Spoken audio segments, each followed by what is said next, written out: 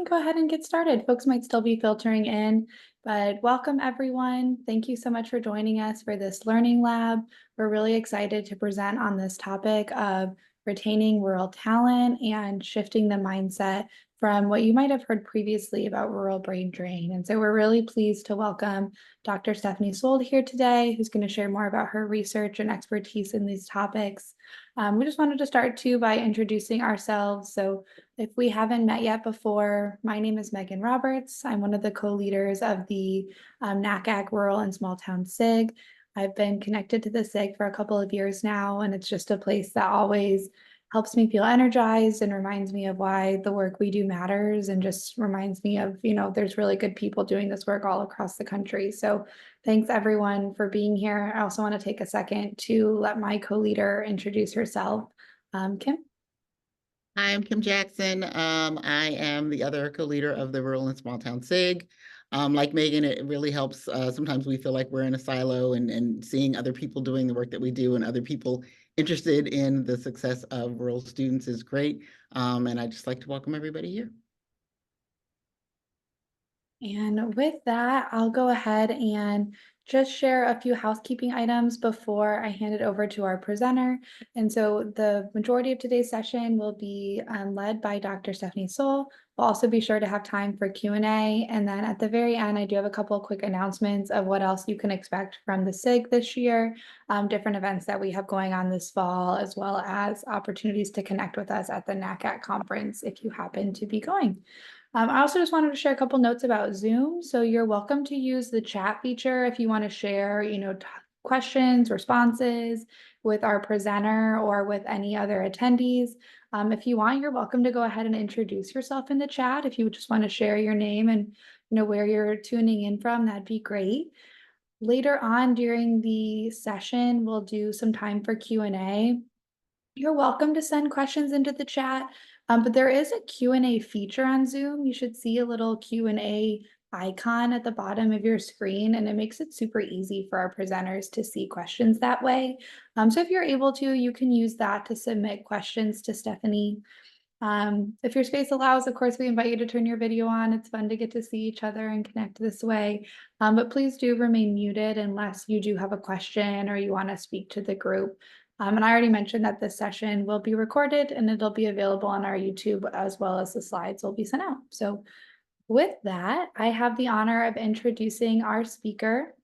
So we have with us today Dr. Stephanie Sowl. She is a program officer at the ECMC Foundation, and she recently completed her PhD in higher education, where she studied these topics that she's going to be presenting on today around rural mobility after college, about what influences, someone that might choose to stay in their hometown versus moving away. So just super, super excited to have that wealth of knowledge here with us today, presenting her research. So without further ado, I'll go ahead and turn it over to Stephanie. Thanks so much, Megan. Thank you for the invitation.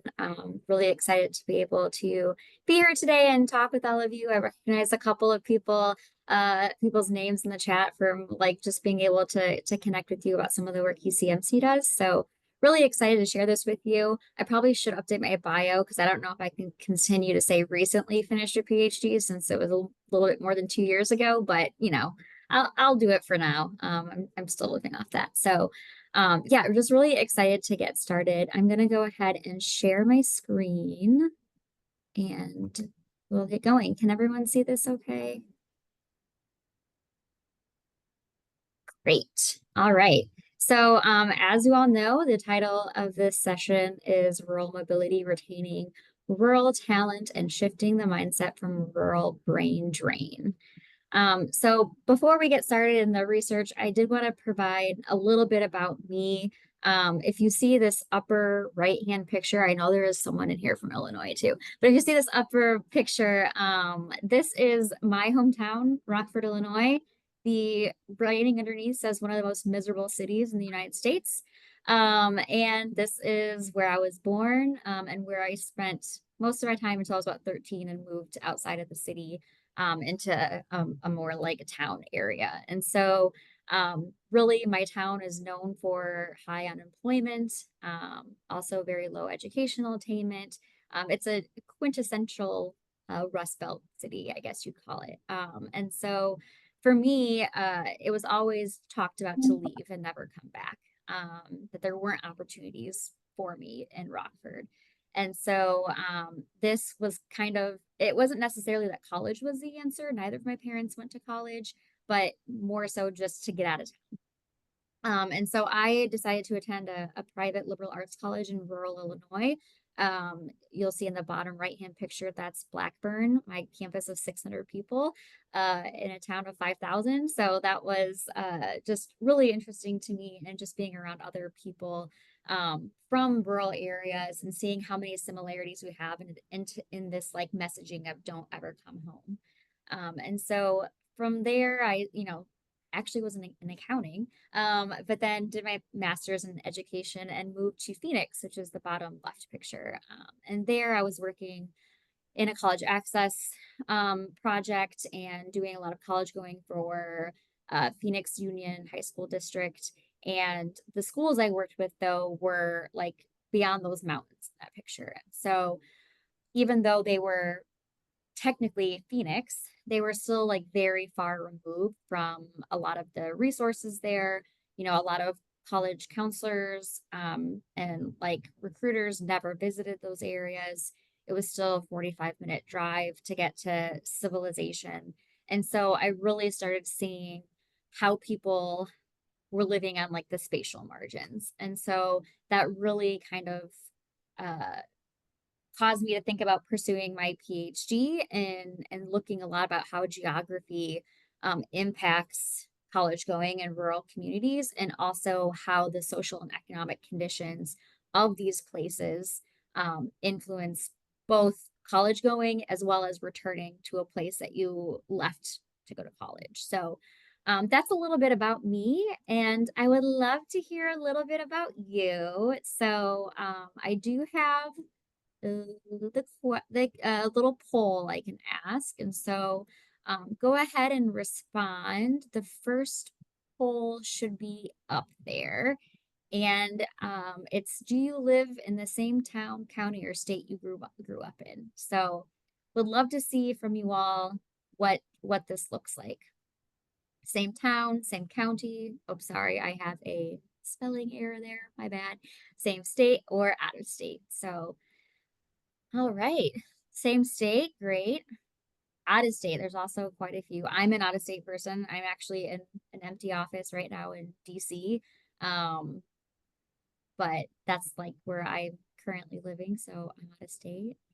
Okay, so we actually have like a decent amount of people that are in the same town, and same state looks to be a pretty popular option. So I just want you to keep this in mind as we're kind of approaching it. It looks like 19 of 28 that respond. Ooh, 19 of 29 that have responded are still in the same town, county, or state. So, less than, I guess, a third of the people here have relocated to out of state.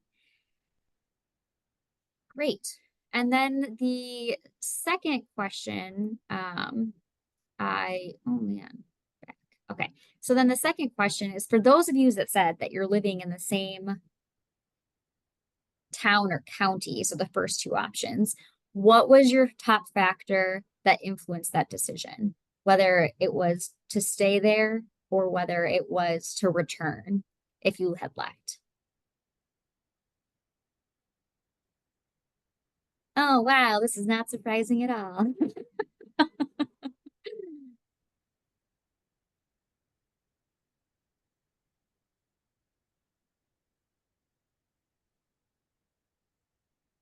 This is fun watching all of these numbers switch around. Yeah, I mean, friends and family in the community. And what's funny is like all of these options I'll speak to a little bit further about like the theoretical framing for this study, but these are definitely things that people will, I mean, obviously this list isn't exhaustive. There's plenty of other reasons, but this is something that is pretty interesting. So I'm going to go ahead and end this poll. And now you can see the results there. So family and friends, 62%, and that's the highest next to career. So then we're also going to take a third question. So for those of you that didn't come back to your same town or county that you grew up in, it's the same question. Why did you not return? Or why are you someplace else? And so it'd be great to see those responses as well.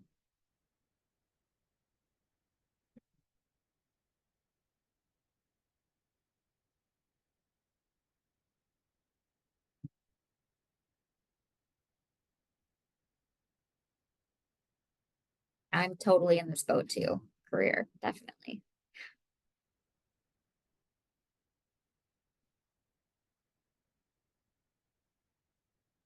All right, great. So you can see career is pretty high, 77%. Family and friends is a far away second at 14%. And so just, keep these in mind as we're kind of talking through some of these reasons that people stay and go. And let me see if I can get this back. There we go. Okay, well, we already did this because I wasn't sure if I could have the Q&A, so now we're done with that part. All right, so really the agenda for today is just to kind of talk about this research project on why college grads return back to their rural areas. Also, I'm going to discuss a couple of policies that some states have implemented to try and encourage and incentivize a return. And then some practical applications as well. And then additionally, some opportunities and resources. And so this is really more of like other people who are just like you doing similar work, thinking about these similar things and kind of how they're approached at like a state level or more national level as technical assistance providers. It's just great to, I think, kind of share resources, especially when, as Kim mentioned, this work tends to be so siloed. And so another just great opportunity here. So research on retaining talent. I think, as you all know, with college going, I'm sure you experience this too if you're in rural schools and communities, that there's typically fewer dual enrollment courses, AP coursework, and there's also these struggles with retaining quality teachers. And so this narrative that we're talking about is like very negative, very deficit based, and really just being like, there's reasons people are like, rural kids are underprepared because of all of these issues in K-12. Research outside of rural has also indicated that neighborhood poverty and local labor markets play a role in whether students choose to go to college, the type of major, and especially important for rural students. And then also, we know community colleges greatly contribute to post-secondary access. This can be having just the physical location in your community, knowing it's there. It can also be the dual enrollment option. It can be the thing that's like 5 minutes or 10 minutes or 20 minutes from home. And so that's also really helpful there. In terms of geography, we also know that students who live closer to a college or university have a higher likelihood of applying to college. And so education deserts are areas where there are no four-year institutions or open access institutions that are within a commuting distance. And so obviously these are more common in rural areas, and that does have a negative impact on college going. So why am I talking all about college going? Because we also need to know where they go and when they come back. And so this is a little slide of what we know about where rural high school graduates go. 55% enroll immediately after high school. 35% end up attending public four-year institutions. Most of the college students who attend four-year institutions are within 50 miles of their home. This, of course, includes urban and suburban students as well. And then, lack of information on students from rural areas. So really, you're setting up students to go into college to, get a good career, have this civic engagement experience, just like the experience of college. And it's great. And then you do that. And then after they're gone for a little bit, you're like, oh my goodness, what did I just do? Because now you have these articles everywhere saying that people don't want to come back home. So this is a story of someone in the UP that didn't want to come back after they finished. here's the story of why there's less college graduates in rural areas. This is a person that went to University of Iowa that didn't want to come back. And these are showing like in media, in reports about these widening urban rural divides. And that's really why I'm here today, is to talk about this, this issue going on. And so instead of thinking about things as, talented students are never coming back to our like hometowns, what are some of the alternative approaches? And so rural brain drain, as we know, is the funneling out of talented young people from rural areas looking for better opportunities. And it's because there's like this perception of there's not local opportunities. They aren't prestigious enough. Or there's just not a way to make enough money. Also, the reasons for moving to think about is improving socioeconomic status or career options. A lot of the literature also talks about social identities that you hold, the place that you're coming from, and the educational pathways you take as reasons that people can return home. And there's also rural social ties. I think you saw a lot of this in the family and friends and in the community piece. And so, this all makes the decision to return home very complex, right? It's not just one thing that's like guiding that choice. It's all of these other things combined. And really for this study, I focused on the migration patterns of college graduates from rural areas and what characteristics of rural schools, rural communities, and higher ed institutions were associated with college educated adults returning home. And so this was based on this conceptual framework. Essentially, you have this neoclassical economics perspective, which is essentially saying that everyone's going to make a rational choice. They're going to get more money here, so they're going to go here. But like, that's not the whole story, right? Like, it's not just based on like, oh, I'm going to make more money, so I'm going to do this. There's also a new economies of labor perspective, which is really that saying that students always had an intention to return home, that they left to get to gain a resource, and in this case, gain a college credential or a degree, and that they had always intended on coming home. And so I think some of our practices that we can do in the high school environment is around this new economies of labor perspective. How do we help students see that the things that the knowledge that they're gaining, the credentials that they're earning, have a place for them back home? We also see some work in structural return migration. This is more of like how the community itself is, the social conditions, the economic conditions, and whether that community can adapt to the credential or the degree that's coming back, and the student. And then social network theory, which family and friends connection, right? It's that family and friends piece that I think is a strength of rural communities. And so that's also something that we'll talk about today. So the methodology for the study, I used the National Longitudinal Survey of Adolescent to Adult Health. This is based out of University of North Carolina. And essentially they followed more than 20,000 adolescents from grades 7 through 12 in 1994 to 1995. So they first surveyed their families, their principals, their schools. They did at-home interviews. They have all of these criteria there. And they followed them, and they're actually doing a 6th round of data collection now. And so they completed their 5th round of data collection in 2016 to 2018, when these original, middle school and high school students are now between the ages of 34 and 43. So collected tons of data, and it's really more for like health. Obviously, you got it from there. So they're looking at how like neighborhood effects and how you're growing up ultimately affects health outcomes. But along the way, there's a lot in there about education. And so this was like a really comprehensive study that we, my co-authors and I wanted to work on. So wave 1, this is how we came up with the sample. They had to have a rural home location or attend a rural public K-12 school. And so that's kind of how we narrowed the sample. And then in wave 3, these are when students would be in college. They had to live at least 50 miles away from their wave 1 location and be enrolled in college.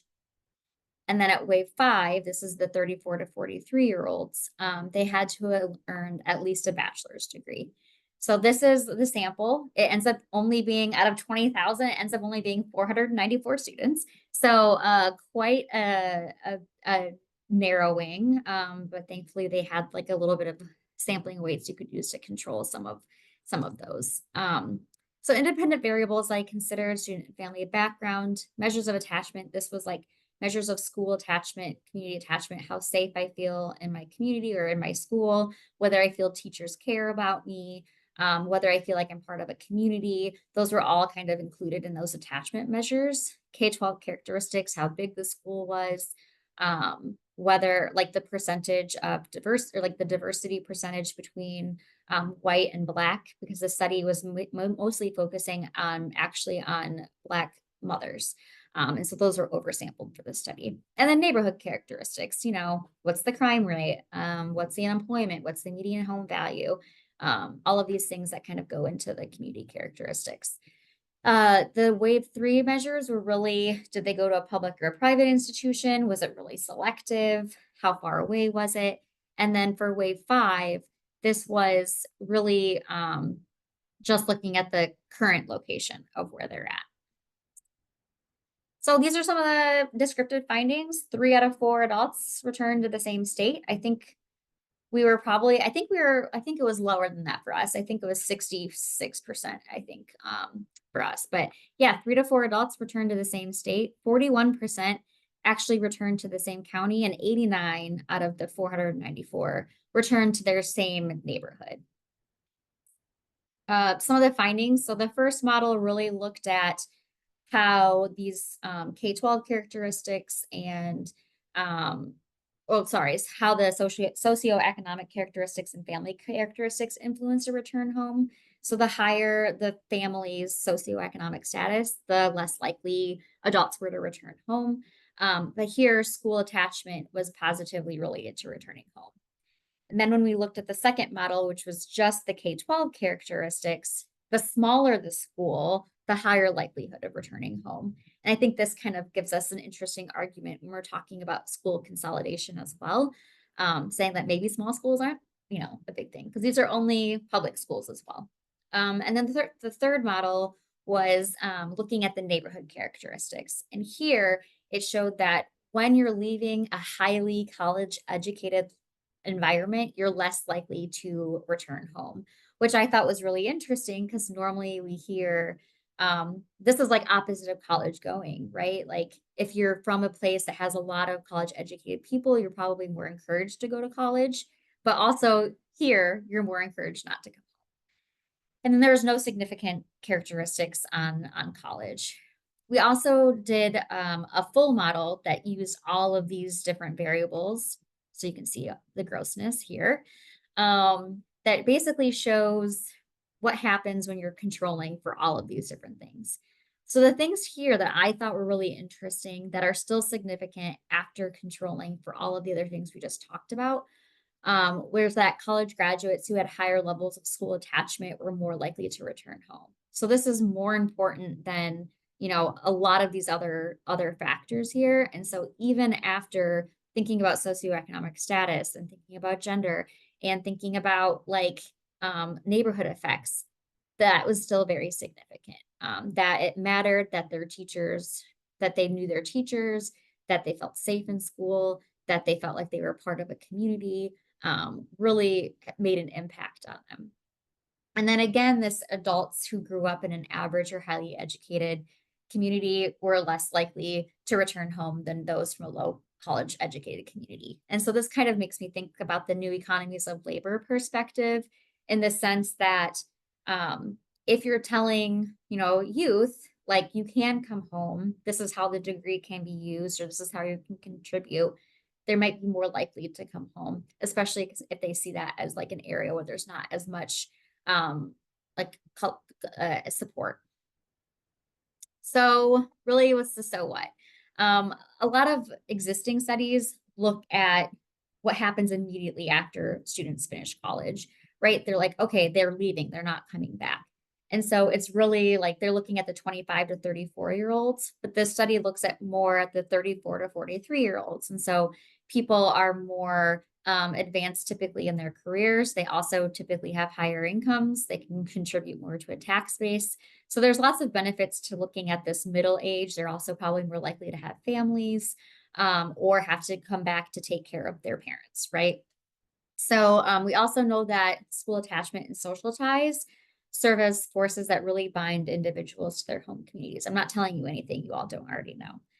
The thing that I thought was really interesting was that, 70% of the sample attended a selective institution that was almost 500 miles away, yet the students that were coming from the lower educated communities were more likely to return. So even like that distance factor of being so far away and being at a prestigious university, like it mattered for people to return in areas where they felt like they could contribute.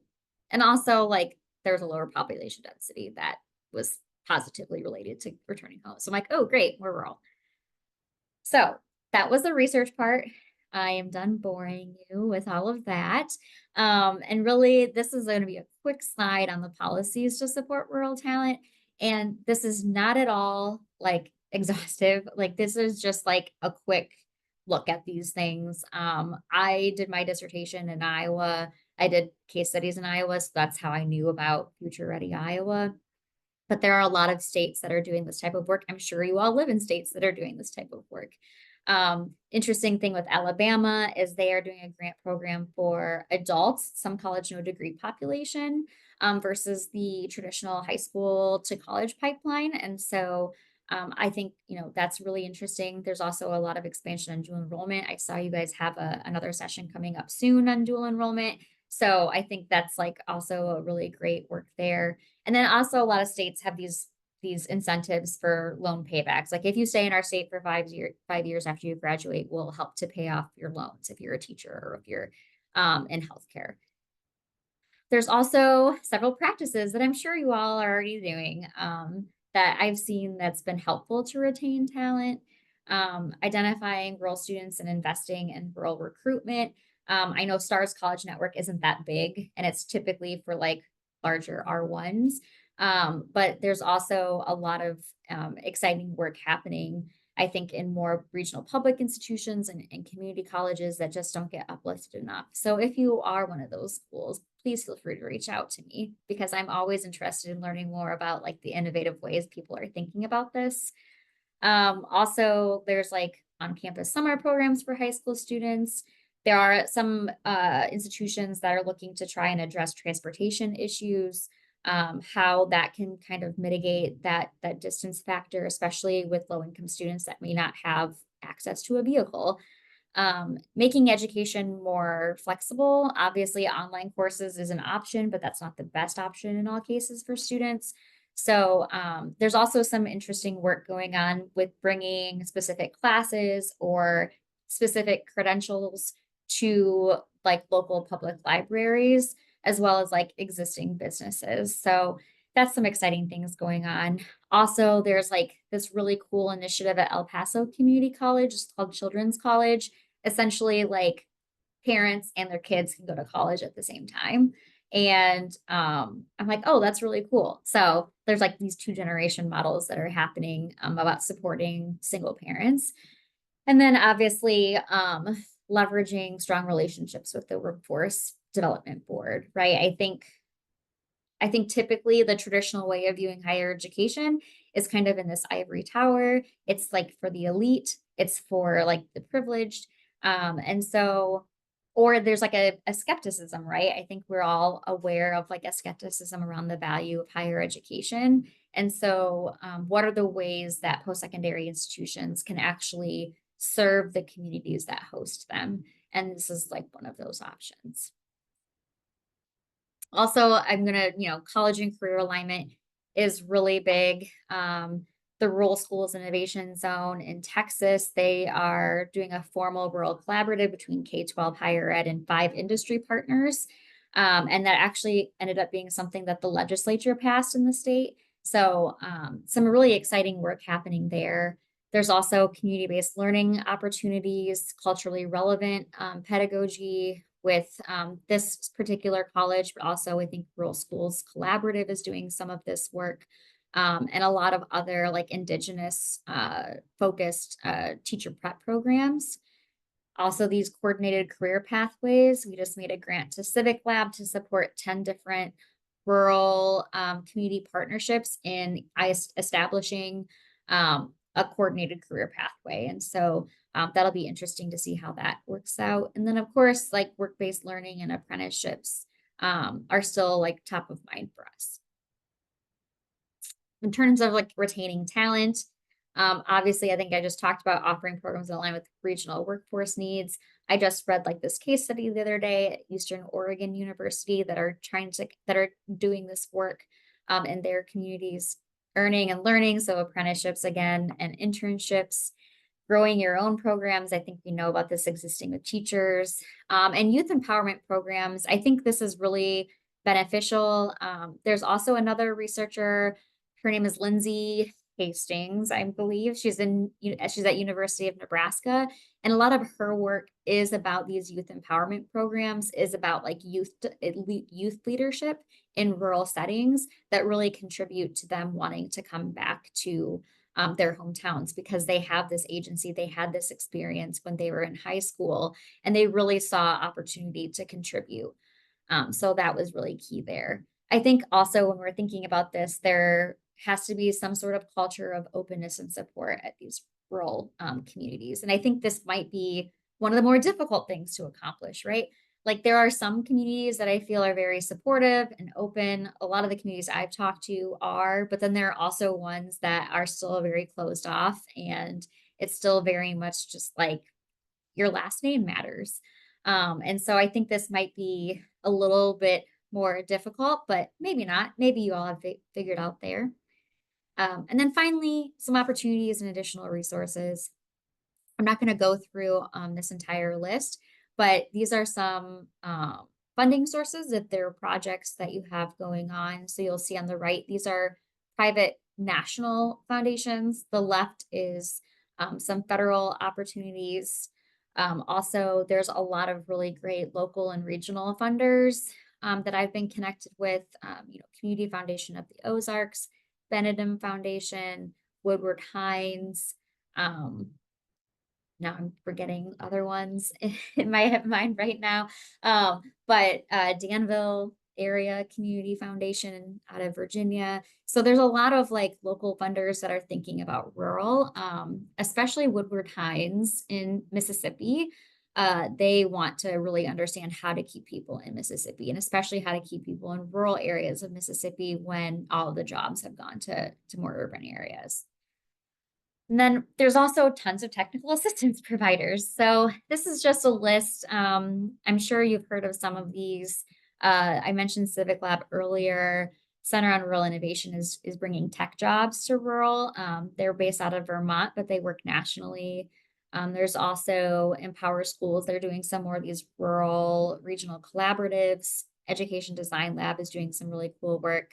And then wanted to highlight the College and High School Alliance, that, if you're working on dual enrollment, or if you're thinking about how to make dual enrollment more accessible, more equitable for rural learners, that they'll be releasing a request for proposals pretty soon, to where they're essentially working with 7 states and how to improve dual enrollment policies for rural, also how to make dual enrollment more meaningful instead of just taking, a random assortment of classes. Is it more of like you have a core curriculum of general education? Is it more in a certain, labor market need or the several industries? And so this work will be coming soon. And all of these are hyperlinks. So I'm happy to like email Megan the slide deck, and she can share out if you want, because there's like a million hyperlinks. So, and none of you can click them right now. And pretty much this is my information. If you want to set up a meeting, I'm happy to take any meeting. Just say in the email, like, oh, I saw you at NACAC. And I'm like, okay, great. But yeah, so that's my email. Social media is on there. And yeah, this is pretty much it for me. I'm happy to take questions, obviously. So I'll stop sharing my screen. And yeah. Thank you so much, Stephanie. I know this is a topic that I've thought about for a long time, so just really interesting to see more data behind it. So thanks for being here. And we have, about 20 minutes. We can have more of a conversation on the rest of her data that she presented, or if you have questions, you can feel free to put them in the chat or the Q&A, or if you even just have a reaction to anything that she presented on that you want to talk more about. I just wanted to say thanks, Stephanie. Like, I found myself like nodding along to a lot of what you said. So thank you. This has been on my radar, gosh, forever. Like I'm going to paste in the link in the chat here. Ben Winchester did some of this. I'm sure that name's familiar to you, from the University of Minnesota. He was our keynote speaker at a conference we did on rural health in St. George, Utah, probably 10 years ago. And then I don't know if maybe Stephanie, or other folks can chime in.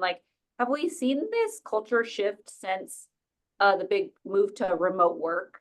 I was so hopeful during this COVID era that this push to online resources and online working would, place a bunch of people in a position where they could actually do their job that maybe previously wasn't available in a rural community, and they could work remotely. I think I've anecdotally seen that. I live in a small town in Western Colorado, and I swear my whole block is remote workers. So I don't know, does anybody have data around that? Has the shift to remote work actually helped with rural brain gain, essentially? I'll chime in on that. I don't have any data, but just my own experience, in the rural area where I live, is I've seen people coming in doing remote work, but they're not, I haven't yet seen it impact our local youth in terms of working here remotely. It's more people that are moving in from the cities. Yeah, that's driving up housing prices. It's been a challenge for us. Yes, ditto. I've seen that also. Yeah, that's what I've seen too. It's not necessarily people from that area that are returning.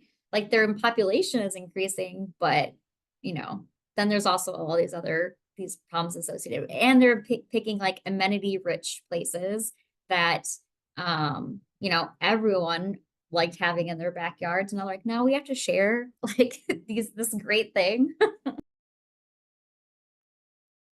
One question kind of following up on that is, I've been sort of intrigued to see, with the expansion of online learning post-COVID, I'm really curious how that's going to affect sort of education options for students, because I've seen a lot of our students who are interested in college but don't necessarily want to move away.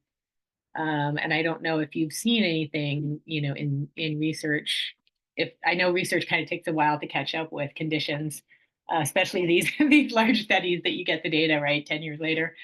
But I'm just kind of curious if you've seen anything with the greater availability of online degree programs and in terms of rural education. Yeah, I mean, I think that it's still difficult. So we just released an RFP for research. We got 115 LOIs. And one of the projects in there was about online education, but there was only one project out of the 115. And so, kind of what I'm seeing now has been online education. I think a lot of the flagships and the R1s are trying to make that more available to, to whoever. But then there's also still broadband issues. And so I know the federal government is trying to put a lot of money into broadband infrastructure. Center on Rural Innovation is doing a lot of work with writing grants and technical assistance for some of these communities that just need to have broadband. Otherwise, I think I mentioned earlier that there were some public libraries up in the Mountain West that that's the only place for broadband. And so they're developing college classrooms in these libraries, so that way people have a campus to access, a hybrid version of online and in person. So there are little snippets of things going on. I don't think it's necessarily broadly researched. I will say there's a couple of organizations. One is called Acadium, and they essentially are basically institutions of like post-secondary ed can be part of this group. I forgot the name that they used for it, and essentially share classes. So if like my undergrad, the one computer science faculty member went out on maternity leave, and so they didn't have the course that needed to be taught that's only taught every other year. And so they joined this this group, this symposium, I guess. So essentially, like those students could take classes at a different university and have it count on their transcript. And so there is a lot of course sharing going on if like, universities don't offer a specific major, but they have a lot of the courses, or if there's like a lot of seats left in a course, they can open it up to other people and they have, the funding agreements in place to really share the courses between the institutions. But I'm seeing a lot of that happening, beyond just like a system level shared courses, but, across geographies too.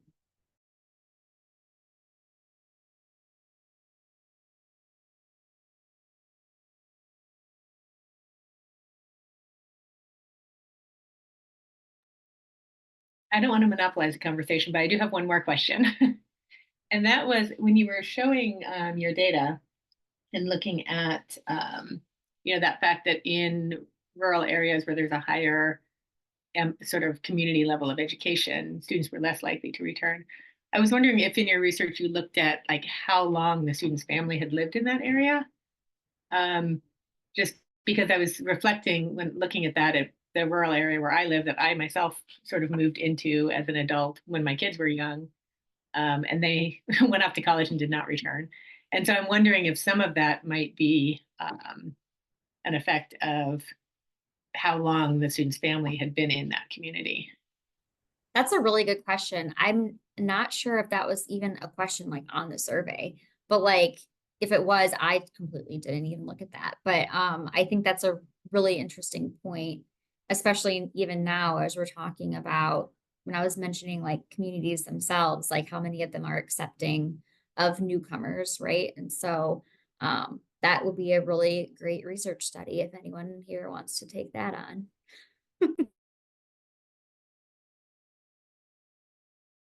Yeah, it's such an interesting like concept of newcomer because I moved to my small town when I was in third grade. So, in my mind, I grew up there. Like I went through all of middle and high school there, but certainly my parents were new people. And even like this past weekend, I was with a group of friends from high school and they were just like talking about people that I was like, I don't even know who that is. But it was like, so and so's older brother's cousin. And it was like, it's funny, like even 20 years later, I still felt like the new person this weekend, and they're great, great friends of mine. So in no means were they trying to be exclusive, but just naturally, I just don't know as much as they do about, different things going on in town.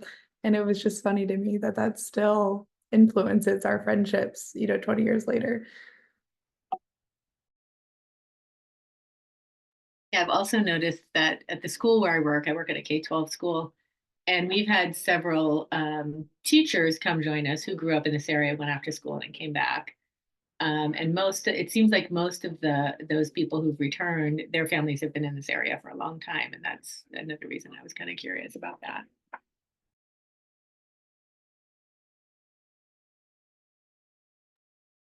Do we have any other questions?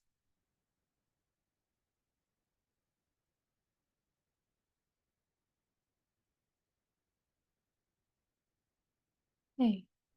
So I'll go ahead and just share a few closing announcements. If you do think of any questions, feel free to still throw them in the chat, or I'm sure Stephanie wouldn't mind.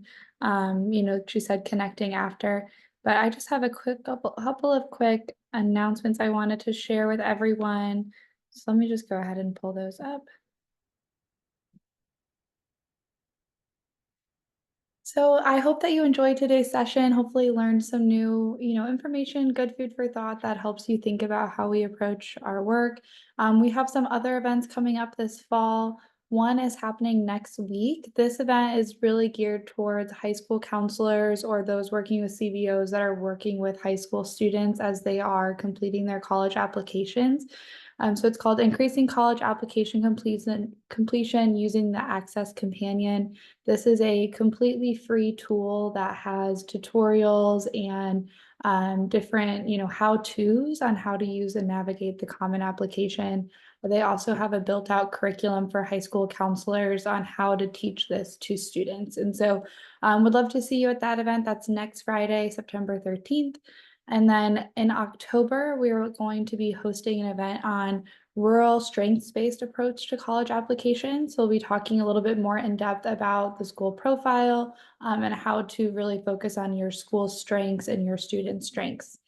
And then in November, we will have a data deep dive on the impact of dual enrollment for rural students. One of our very own leadership team members will be presenting some of their research on this topic. So we'll be sending out more details and registration in the Google group. I think Kim is going to go ahead and send a registration link in the chat now for next week's event. So that's what you have to look forward to. I always like to say too, like if you have a topic that you'd love to present on or you'd love to see an event on, let us know, because we'd love to hear your feedback and hear, what members of our community are looking for. We do also have all of our prior learning labs on our YouTube playlist. And so you can see there some of the ones we've hosted in the past. Topics like, making the most of the high school visit, rural student mental health, financial aid. So those are all there on our YouTube playlist as well. And then lastly, we wanted to shout out opportunities to connect with us at the NACAC conference. Kim, do you want to go ahead and speak on this? Yep. Anybody that's coming to NACAC in LA, we're going to have our SIG meeting on Friday, September 27th from 3:30 to 4:30, and there's the information about where that is. Also, there is going to be a Stars Network breakfast, and I put that in the I put that link in the chat as well. So the first link that I put is for the Learning Lab next week, and then the second one is for the breakfast in case you're coming to NACAC and you want to register for that. And you're going to have a chance to ask questions of some of the members of the Stars Network. So that's going to be a great time. Yeah, and I think that's it. And then lastly, I think probably most folks here are a member of our SIG, but just in case you're not, joining our group is completely free. You don't have to be an official member of NACAC in order to be a member of our SIG. And so if you, had this event forwarded to you and you're new here, we'd love to have you join us. If you want to click on that link or scan that card there, it'll take you to our membership where you can officially join our SIG. So thanks so much for coming. If you do have other questions, feel free to stick around and chat with our leadership team or with Stephanie. But otherwise, I hope you all have a great day and hopefully we'll see you at our future events this fall. So thanks, everyone.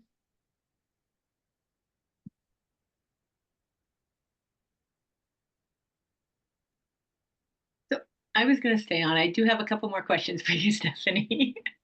I love geeking out on the data. I was kind of curious when you were showing the statistics on kind of where students went, where these students went to school, that did you say 70% had attended a selective institution? Yes, excellent. I guess I was really kind of surprised by that. That was not what I would have expected. Do you have any? Yeah, I mean, it wasn't like the most selective. So how the options that they had, it was pretty much just like a community college that was like open access, or a college that, like, this selectivity, it was anything that admitted 50% or more, or 50% or less was considered the selectivity. So it wasn't like a perfect measure. It wasn't like the very selective, but it was Yeah, I guess I was just surprised because from like our area, I know overwhelmingly students go to community college to start after high school. exactly. Yeah. Well, and I think it was also because they had to, the participants that were included had to have earned a bachelor's degree. Oh, okay. That would explain it. That, and if I'm remembering right, this was also the subset of students that had gone to some school that was beyond 50 miles away. Yes. So it was people who had left whatever 50 miles feels like and finished a bachelor's degree. Okay, Of so that that was subset, those were the 70% that broke down into more selective institutions. But that's probably, 50% or less.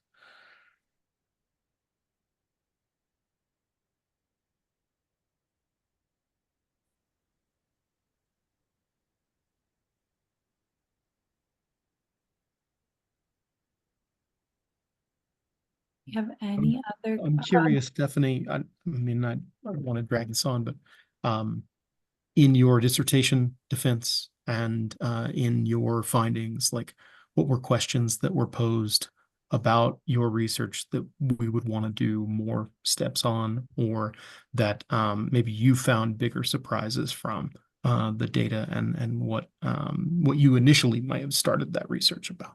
Yeah, so I think my dissertation was on college going, and so with that I did like a spatial analysis looking basically like there's this theory that says things that are closer together are more similar than things that are further apart. And so I kind of wanted to test that theory in terms of college enrollment.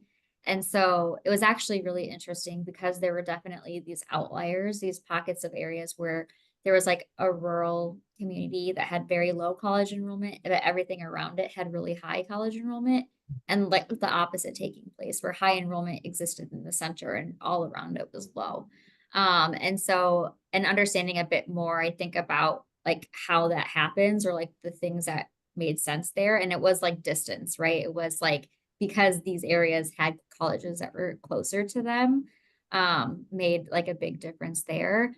Also, I did these like this profile analysis in the Great Plains of different types of rural and based off of a bunch of social and economic conditions and how that influenced college going. And my third paper was the places that were different were different types of rural. It was going into those communities and having conversations with like high school counselors, 2-year institutions, industry, nonprofits, and everything in the area, just to kind of get a better understanding of like how those differences influenced college going. And so I think for me, the biggest takeaway there was how different towns were within a county. And so I think when we typically do data analysis with rural, we look at the county level because it's too hard to like go any smaller than that. But there's still issues when going into the county level because like I had one town that was like, oh yeah, everyone needs to go and get a 4-year degree. It was also the first town in Iowa that was a majority minority like council, like. And then the next town that was literally 5 miles away had like, let's go Brandon signs. And was also like, if you go to a 4-year institution, you're going to be indoctrinated. And they did a lot more CTE. And so,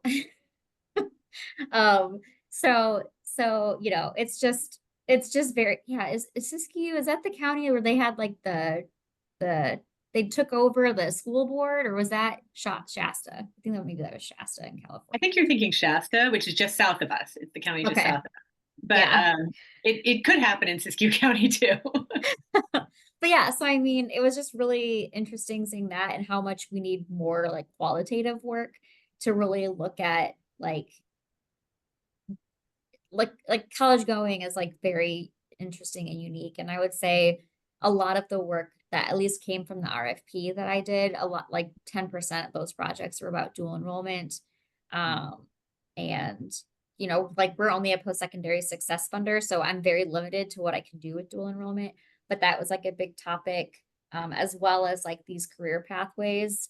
I mentioned like the Iowa grant because like every counselor I talked to, no matter where I went in the state, and I went to like 9 different communities in 3 different counties. And so every single guidance counselor talked about this scholarship program that's giving, essentially free tuition to anyone pursuing a degree in this high need area.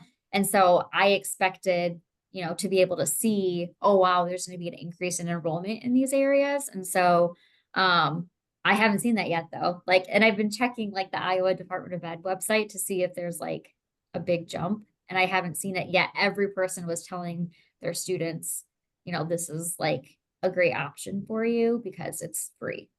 So, yeah.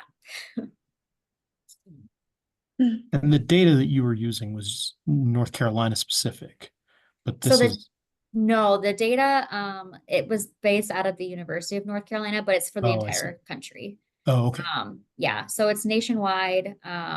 They did oversample in the South, just because their research time was looking at Black mothers in the South that had college education. So, but it was entirely representative of the United States, at least the continental United States. The only issue with that data set is because there's so many health questions, like they ask like very sensitive health information that they've essentially like recoded so it doesn't even have any connection to the US. Like if you tried to do like a mapping like geography, it won't look like the US because they want to keep all of that information like de-identified, and just because of all of the privacy concerns. So they've literally like created this entire thing of what this would actually look like in the US, but not make it look like the US so no one knows where this, like the people. Like the furthest you can get is like regions. They have the South, Midwest, New England and things like that. But that's like the smallest level you can get to what it actually looks like in the US. So speaking of those large data sets, when you were looking at the students with a rural address or rural schools, is that the NCES definition of rural? Or what determined what was rural? So the rural high school was like the locale code. So Mhm. based off NCES, and then the home location was based off of OMB, Office of Management and Budget, which is basically like non-metropolitan. And then they had like, yeah. So was the home address a broader definition of rural than the NCES definition? 'Cause- Yeah. Which I think is why also the population density that came up, because like it was a really broad definition of anything under 50,000 counts Mhm. as rural. But then when you saw the lower population density influence a return home, I'm like, Mhm. okay, well, I'm just going to say that this is more rural then. Mhm. Like, Yeah, because the NCES definition to be rural has to be under 2,500, I think. like for the rural, yeah. Which in Siskiyou County, when I was doing, I'm actually the one doing the dual enrollment thing in a couple months. When I was doing my research, that really threw me because Siskiyou County has a bunch of towns that are like 3,000 people. So the whole the biggest city in our county is 7,500, but most of our schools are not classified as rural; they're small town. So. Well, thanks for your questions. This was great. I definitely will be reaching out to you either by email or LinkedIn. I want to connect. Okay, yeah, more about that sounds great. things. Yeah, awesome. Thanks so much, Stephanie. Yeah, And thank you, you. Matt. Thanks everyone else for joining too. I'll go ahead and pause the recording and then we Bye, can everybody. end up here.